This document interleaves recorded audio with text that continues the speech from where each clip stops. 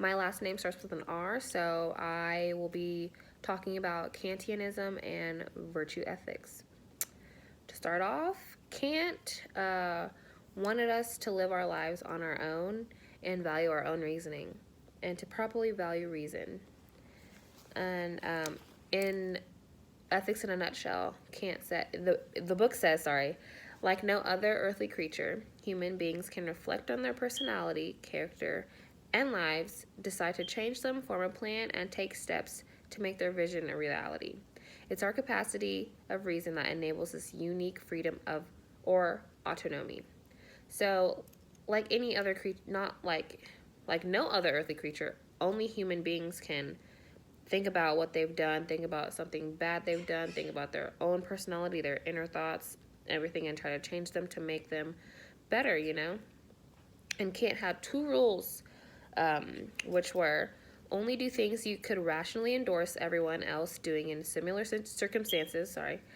Two, also, is to always treat others with respect and never as mere tools. Number one, always follow the first rule. Anything that's unethical, you shouldn't do at all. And then Kant also said, not Kant also said, the book also said, Kant's mandate that we show persons adequate respect and never treat them as mere tools is based on his emphasis on our rationality. It's completely fine to treat a hammer as something to use however we see fit, without regard to its welfare. For a hammer can't think, decide, or carry out life's plan.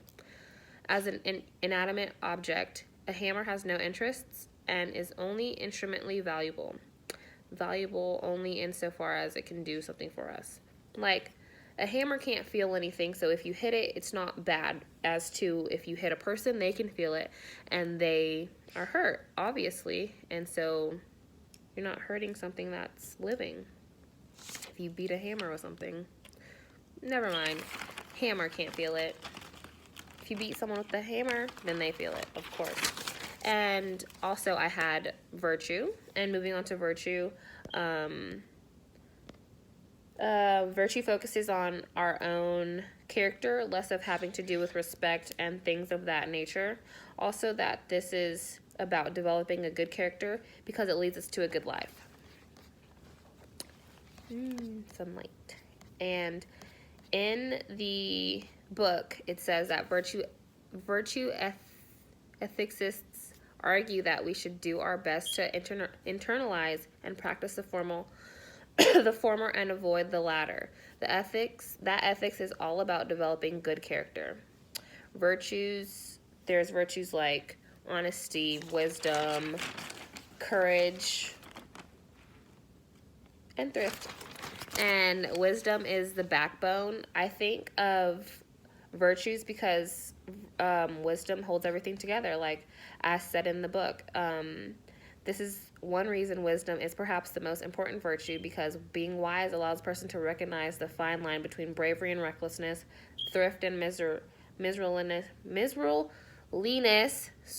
confidence and arrogance, when to be brave and when to be patient. So that's why I say wisdom is the backbone, because it helps you differentiate different topics, different actions, different thoughts, and it helps you choose the right path as well.